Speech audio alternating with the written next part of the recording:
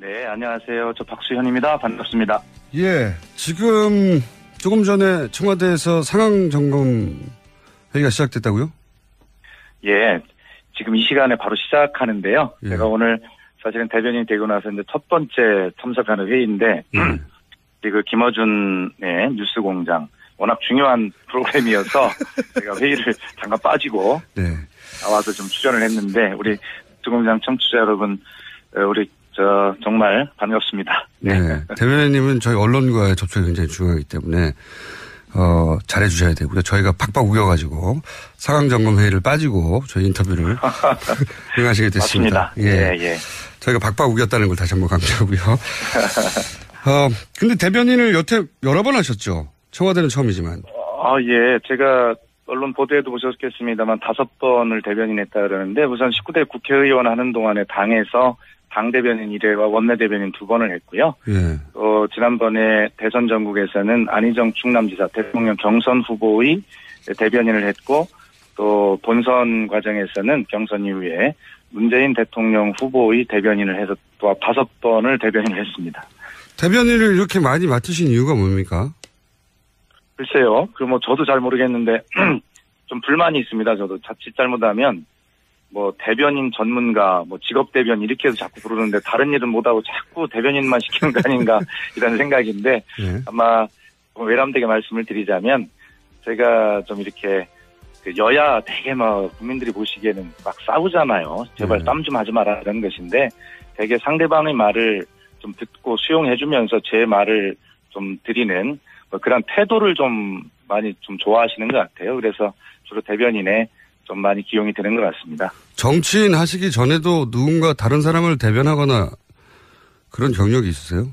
친구들끼리 싸울 때 중간에 나서가지고. 글쎄, 늘 이제 그런 중재자의 입장 이런 것들이 이제 하게 되고 되게 어릴 때 학교 다니다 보면 저 급장, 반장도 하고 그러면 그런 일이 있으면 중재도 하고 그러잖아요. 예. 그런 경험들은 있는데 누구나 다 그런 경험들이 있겠죠. 그러나 하여튼 좀 특별하게 그런 위치에 많이 있었던 거는 지금 질문을 하면서 돌아보니까 아마 그런 경험들은 어려서부터 많이 있었던 것 같네요.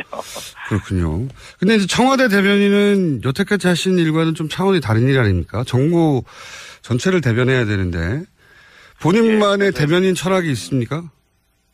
네, 제가 어제 그 대변인 처음 이제 임명을 받고 말씀을 간단하게 드렸는데 거기서 말씀드린 것이 말을 잘하는 것보다 말을 잘 듣는 것 이것이 좋은 대변인 역할이라고 생각합니다. 이렇게 말씀을 드렸어요. 굉장히 어려운 일이죠. 어려운 일인데 제가 당의 대변인을 할 때 그 다른 당 대변인들한테 그런 제안을 한 적이 있어요. 좀 제가 발표한 논평 오늘 보고 오셨습니까? 이렇게 물어본 적이 있는데 사실은 저도 그렇지만 왜 자꾸 싸움만 하냐면 이게 평행선이거든. 주장이 좁혀지지 않고 그것은 상대방의 주장 다시 말해서 대변인의 논평으로 발표되는 상대방의 주장을 사실은 한 줄도 읽지 않고 자기 주장만 대변인들이 하거든요. 그래서 저도 사실 그런 걸 고백했고 앞으로 우리 그러지 말고 상대방이 어떤 논평을 냈는지를 읽어보고 좀 우리 논평도 하면서 이렇게 하면 좀 좁혀질 수 있는 부분이 있지 않겠냐 이런 생각을 하게 되는데 어쨌든 그래 저는 좋은 대변인의 역할 아직까지는 저도 좋은 대변인은 못 됩니다만 말을 잘 듣는 대변인 그것이 좋은 역할이다라고 하는 게 철학입니다. 문재인 대통령이 대변인 임명하시면서 주문사항이 있었나요? 아마 대통령께서 어제 이제 첫 회의에 제가 참석을 했는데 회의에 앞서서 이제 저를 이렇게 보시면서 앞으로 대변인은 주재하는 모든 회의에 참석을 해라 이렇게 말씀을 하셨거든요. 그 이야기는 뭐냐면 정말 잘 듣고 국민께 잘 전달하는 그런 역할을 해달라는 부탁이신 것 같고요. 오늘 이제 점심에 제가 청와대 온 이틀째인데 오늘 점심을 좀 하자고 이렇게 말씀이 계셔서 점심을 먹게 되는데 아마 또 여러 가지 말씀 당부 이런 말씀이 오늘 점심시간에 계시리라 이런 생각을 하게 됩니다. 청와대의 모든 회의에 다 참석하라는 건 어떤 의미입니까? 그러니까 잘 듣고 그다음에 그것을 잘 흐름과 이런 것들을 파악해서 낱낱이 국민에게 잘 전달하라라고 하는 그런 뜻으로 저는 들었습니다. 그러니까 대변인이 뭐 요약된 정보가 아니라 실제 회의에 참석해서 어떻게 돌아가는지 다 파악하고 대변인 노릇을 하라 이런 주문인가요? 바로 그겁니다. 대개 이제 뭐 다 100% 참석을 할 수 없겠지만 노력은 해야 되겠죠. 그런데 대개 대변인실로 각 뭐 수석실에서 보도자료 작성이 돼서 대개 넘어오고 대변인은 어떤 뭐 대강을 파악하고 가서 이제 브리핑을 하게 되지 않겠습니까? 그런데 실제로 그 언론인들 기자들의 그 백브리핑에 보면 그 겉에 보도자료에 드러난 그런 내용 말고 그 밑에 있는 내용들을 묻는 경우가 아주 상식적으로 다반사거든요. 그러면 답변을 할 수가 없어요. 예. 진정한 소통이 될 수가 없죠. 그래서 어제 대통령님의 첫 번째 당부 말씀은 바로 모든 흐름을 다 이해하고 그렇게 낱낱이 잘 이해가 될 수 있도록 전달하는 가교 역할을 하라라고 하는 그런 당부의 말씀을 저는 그렇게 들었습니다. 보통 언론에서 이제 안희정 도지사의 측근, 안희정 도지사의 사람 이렇게 분류를 해왔는데, 네. 안희정 도지사는 이 청와대 대변인 한다니까 뭐라고 하시던가요?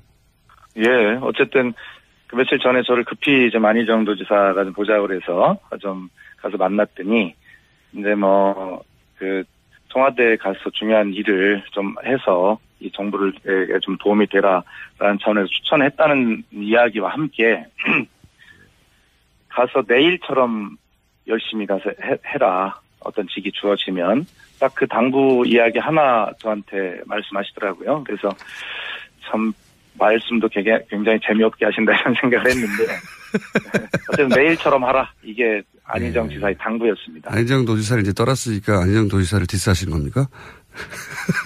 아, 그렇게 들리셨습니까? 저는 디스하는 척하면서 안희정 도지사의 진심을 전달하기 위해서 지금 칭찬을 하고 있는데. 알겠습니다.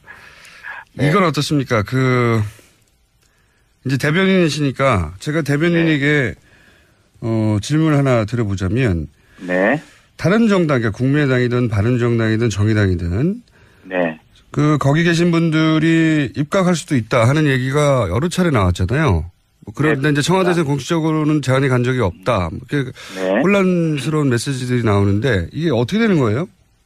이거는 간단하다고 봅니다. 지금 이제 협치가 중요하다 이런 상황 아니겠습니까? 그러면 협치라고 하는 것이 다른 당에 있는 사람 하나를 데려다 입각을 시킨다고 협치가 되겠냐라고 네. 하는 것이 그것도 뭐 작은 협치일 수 있지만 네. 좀 더 근본적이고 큰 협치는 그렇게 사람 하나를 데려다 쓰는 그런 낮은 단계의 협치가 아니라 각 정당이 정체성을 분명히 하면서도 정말 어떤 정부가 하고자 하는 정책에 대해서 서로 각 당의 입장을 보태고 또 그러면서 또 협의안을 만들어서 함께 통과시키려고 하는 어쨌든 정당 민주주의가 정확히 선 속에서의 또 각 당의 정체성을 정확히 하면서도 그렇게 정당 간 어떤 협치를 하는 건강한 문화를 만들자고 하는 것이지 그렇게 사람 하나를 데려다 입각하는 것이 그 협치다. 뭐 그것도 협치일 수 있겠습니다만 그것은 아주 낮은 단계의 협치이다라고 생각하고 우리가 궁극적으로 지향해야 될 바는 그렇게 정당의 정체성을 분명히 하면서도 서로 대화와 타협, 서로 설득을 통해서 정부가 하고자 하는 개혁 입법안 이런 것들에 대해서 각 당의 의견이 조금씩 더 반영이 될 수 있도록 하면서 그런 합의안을 만들어내는 것 이것이 저는 협치라고 생각을 합니다. 네. 그거는 이제 충분히 원론적으로 이해갑니다. 그러니까 정당 간에 정책적으로 네. 정당 간의 동반자가 돼야 되는데 그런데 그러다 보면 그 정당의 뭐 예를 들어서 특정 장관 자리를 그 흐름 속에서 제안할 수도 있고 그런 일도 있을 수 있지 않습니까? 당연히 그렇죠. 예, 그런데 그렇게 처음부터 누구누구 장관 이런 식의 인사는 없을 것이다.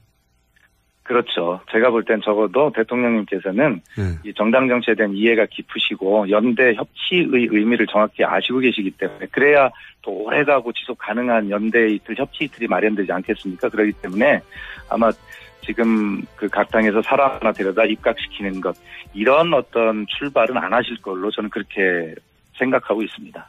예, 적어도 출발이 그렇게 되지는 않을 것이다.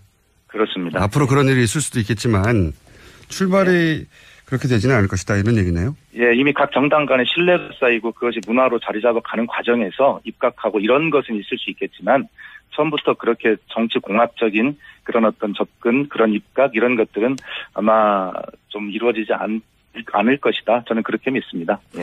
문재인 대통령과 그 개인적인 친분이 그렇게 있지는 않으시죠? 아, 그렇죠. 대개 이제 국회에서 4년 동안 뵀으니까 이렇게 뭐 그냥 몇 명 국회의원 중에 하나로 저를 아시기도 하고요. 또 저한테 격려도 하시고 가끔 또 제가 문자도 드리면 국회의원 시절에 또 답장도 주시고 뭐 그런 개인적인 뭐 또 친분과 이런 건 있습니다. 네. 제가 이런 질문을 드린 이유는 뭐냐면 이제 소위 언론이 분류할 때 친문계는 아니다. 네. 그건 맞죠? 저희는 친민주당계입니다. 그렇기 때문에 근데 요번에 사실 우리 진행자님 저는 안희정 지사나 이재명 시장 이런 경선 과정이 굉장히 좀 새로운 정당 문화의 출발이 됐다는 의미를 좀 부여하고 싶은데 경선 이후에 깨끗한 승복과 하나 되는 이런 것들을 사실 흔쾌하게 이렇게 되는 걸 처음 보는 것 같아요. 그래서 뭐 친문, 친한 이런 구분이 아니라 당연히 우리는 경선 끝나면 누가 당선되든 그 일을 내일처럼 정말 열심히 하겠다는 생각을 처음부터 갖고 있었습니다. 그렇기 때문에 뭐 친문이든 아니든 그런 건 저는 뭐 중요하다고 생각합니다. 더 이상 중요하지 않다. 네, 예, 그렇습니다. 네. 이재명 캠프에서도 그러면 청와대에 같이 함께하실 분들이 앞으로 발표 예정인가요? 아마 그렇게 되겠죠. 우선 대통령께서 후보 시절에 경쟁하는 분들과 함께 나중에 상의해서 하겠다는 말씀을 여러 차례 강조하셨잖아요. 그런 측면에서 이제 안희정 지사에게도 추천을 이제 받으셨고 또 이재명 시장님께도 추천을 받으셨을 거로 생각을 하고요. 지금 그런 어떤 인사, 당내의 협치를 위한 그런 인사들이 뭐 기본으로 진행이 되고 있을 거라고 생각을 하고요. 저를 보셔도 그렇게 증명이 되는 것 아니겠습니까? 예. 반면에 이제 오랫동안 함께 일해왔던 소위 이제 최측근들, 양청철 전 비서관 같은 경우, 이전으로 후퇴하고, 이거는 청와대에서는 청와대 일하시는 분들은 어떻게 받아들이고 있습니까? 예, 어쨌든 뭐 대통령님께서 편하게 여러 탕평 인사와 여러 협치 인사를 좀 하실 수 있도록 그렇게 가장 가까우신 분들이 정말 헌신의 마음으로 그렇게 좀 자리를 좀 대통령께 선택의 폭이 넓어지실 수 있도록 그렇게 한 것으로 받아들이고 있고요. 그런 측면에서 굉장히 높은 점수를 주고 뭐 그런 것들이 사실은 어떤 과거 우리 박근혜 정부의 청와대 국정농단 민주주의 위기 이런 것들을 만들어내지 않는 지름길이라는 생각을 하고 또 좋은 평가를 하고 있는 것 같습니다. 네. 오늘은 첫 시간이라서 아주 부드럽게 저희가 사이좋게 지냈는데. 알겠습니다. 감사합니다. 앞으로 청와대 대변인이 소통의 범위를 넓혀간다고 하니까 앞으로 저희 방송에 한 일주일에 한 3, 4분씩은 연결해 주시죠. 예, 한번 노력해 보겠습니다. 예. 노력으로 안 되는데요. 알겠습니다. 네. 제가 이게 마지막 질문인데. 네. 일단 주기적으로 저희 연결한다는 건 약속을 받았다고 저희가 우기겠고요. 네. 최근에 이제 문재인 대통령의 이제 언론 노출을 보면 이제 궁금해서 여쭤보는 겁니다. 굉장히 세련됐다. 잘 노출하고 있다. 노무현 정부 시절보다 훨씬 업그레이드 했다. 이런 느낌을 받는데 누가 이거 지금 하고 있는 겁니까? 이걸 총지휘를? 이게 뭐 저는 두 가지 측면인데요. 우리가 지난 이명박 박근혜 정부 시절 9년 동안에 봐왔던 모습과는 다른 모습이기 때문에 사실은 굉장히 신선하게 느껴지기도 하고 이런데 뭐 이런 것들은 정상적인 것인데 이걸 신선하고 파격이다 느끼는 게 참 안타까운 마음인데 어쨌든 그럼에도 불구하고 국민들께서 그런 목마름이 계시기 때문에 더 국민들 마음에 다가가는 모습을 연출하려고 노력하는 것 일정 기획이나 이런 기획회의를 어디든 하지 않습니까? 그래서 저희가 이제 각 비서관, 수석비서관실별로 다 분야와 영역이 조금씩 다르니까요. 대통령님의 일정을 어떻게 했으면 좋겠는가, 국민께 던지는 메시지, 공약과 관련된 부분, 이런 부분들이 다 있지 않겠습니까? 그래서 그런 아이디어들을 이제 상황실 차원에서 그것을 좀 수집을 하고, 그렇게 거기서 선택을 하는 그런 체계로, 운영을 아직까지는 그렇게는 다 하지 못하고 있는데, 오늘부터 그런 업무 지시가 지금 각 수석실로 좀 내려가고 있습니다. 그래서 아마 충분하게 다분히 계획적으로 그렇게 저희도 이제 일의 순서가 있지 않습니까? 네, 그렇기 때문에 그렇게 좀 조직적으로 시작을 한다는 말씀을 좀 참고로 드립니다. 대통령을 어떤 모습, 어떤 메시지를 노출하느냐가 다 굉장히 중요한데 여태 일주일간은 굉장히 잘 된 것 같아서 누가 그 일을 했는지 궁금해가지고 칭찬해 드리려고 그런 건데. 아마 지금 일주일의 모습은 아마 지난 박근혜 정부에서 청와대에서 못했던 그분들이 지금 일주일에 좋은 평가를 만들어주신 공로지 아닐까 그런 생각을 합니다. 오늘 여기까지 하고요. 잘 하겠습니다. 예. 예, 오늘 여기까지 하고 다음 시간에는 좀 더 괴롭혀드리겠습니다. 예, 알겠습니다. 감사합니다. 네, 감사합니다. 지금까지 청와대 박수현 대변인이었습니다. 뭡니까? 글쎄요. 뭐 저도 잘 모르겠는데 좀 불만이 있습니다. 저도 자칫 잘못하면 뭐 대변인 전문가, 뭐 직업 대변인 이렇게 해서 자꾸 부르는데 다른 일은 못하고 자꾸 대변인만 시키는 거 아닌가 이런 생각인데 아마 외람되게 말씀을 드리자면 제가 좀 이렇게 여야 되게 막 국민들이 보시기에는 막 싸우잖아요. 제발 싸움 좀 하지 마라 이런 것인데 되게 상대방의 말을 좀 듣고 수용해주면서 제 말을 좀 드리는 뭐 그런 태도를 좀 많이 좀 좋아하시는 것 같아요. 그래서 주로 대변인에 좀 많이 기용이 되는 것 같습니다. 정치인 하시기 전에도 누군가 다른 사람을 대변하거나 그런 경력이 있으세요? 친구들끼리 싸울 때 중간에 나서가지고. 글쎄 늘 이제 뭐 그런 중재자의 입장 이런 것들이 이제 하게 되고 되게 뭐 어릴 때 학교 다니다 보면 뭐 저 급장, 반장도 하고 그러면 그런 일이 있으면 중재도 하고 그러잖아요. 예. 그런 경험들은 있는데 누구나 뭐 다 그런 경험들이 있겠죠. 그러나 하여튼 좀 특별하게 그런 위치에 막 있었던 거는 지금 질문을 하면서 돌아보니까 아마 그런 경험들은 어려서부터 많이 있었던 것 같네요. 그렇군요. 근데 이제 청와대 대변인은 여태까지 하신 일과는 좀 차원이 다른 일 아닙니까? 정부. 네, 안녕하세요. 저 박수현입니다. 반갑습니다. 예, 지금 조금 전에 청와대에서 상황 점검 회의가 시작됐다고요? 예, 지금 이 시간에 바로 시작하는데요. 예. 제가 오늘 사실은 대변인이 되고 나서 이제 첫 번째 참석하는 회의인데, 그 김어준의 뉴스공장 워낙 중요한 프로그램이어서 제가 회의를 잠깐 빠지고 나와서 좀 출연을 했는데 우리 뉴스공장 청취자 여러분, 우리 정말 반갑습니다. 네, 대변인님은 저희 언론과의 접촉이 굉장히 중요하기 때문에 잘해주셔야 되고요. 저희가 팍팍 우겨가지고 상황점검 회의를 빠지고 저희 인터뷰를 응하시게 됐습니다. 맞습니다. 예. 저희가 박박 우겼다는 걸 다시 한번 강조하고요.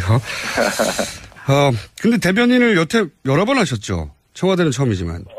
예. 제가 언론 보도에도 보셨겠습니다만 5번을 대변인했다 그러는데 우선 19대 국회의원 하는 동안에 당에서 당대변인 1회와 원내대변인 2번을 했고요. 예. 지난번에 대선 전국에서는 안희정 충남지사 대통령 경선 후보의 대변인을 했고 또 본선 과정에서는 경선 이후에 문재인 대통령 후보의 대변인을 해서 또 5번을 대변인을 했습니다.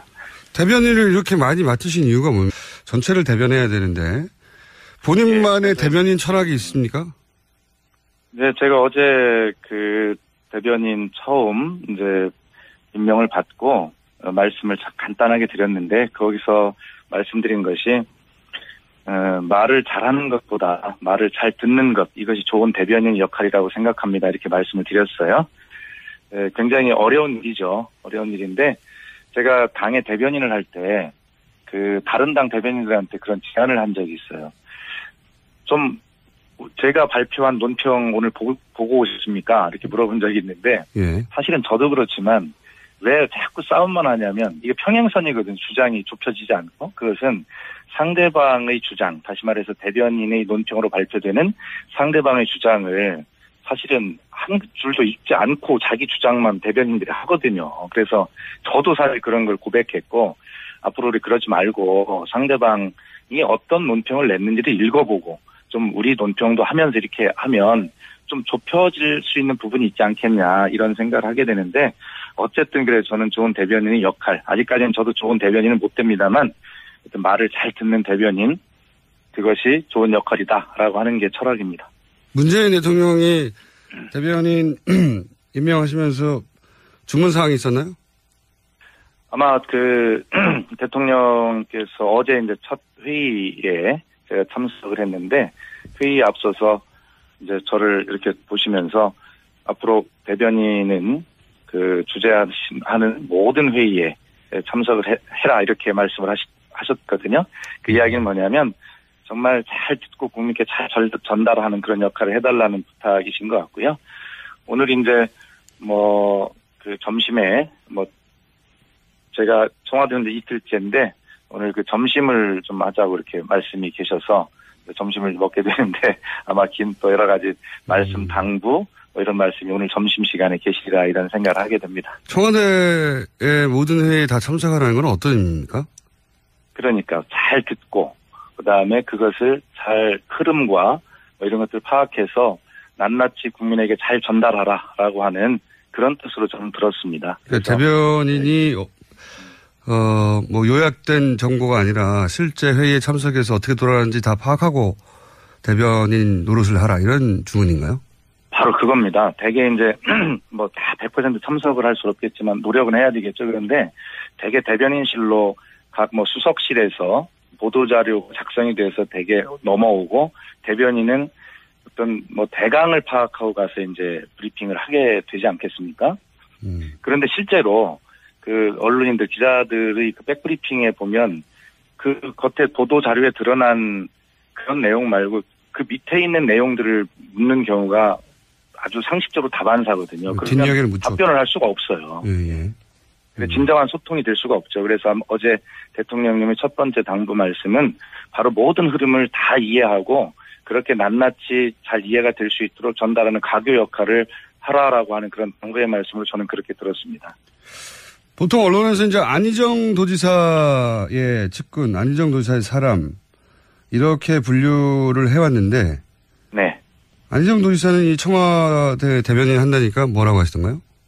예, 어쨌든 그 며칠 전에 저를 급히 좀 안희정 도지사가 좀 보자고 그래서 좀 가서 만났더니 이제 그 청와대에 가서 중요한 일을 좀 해서 이 정부를 좀 도움이 되라라는 차원에서 추천했다는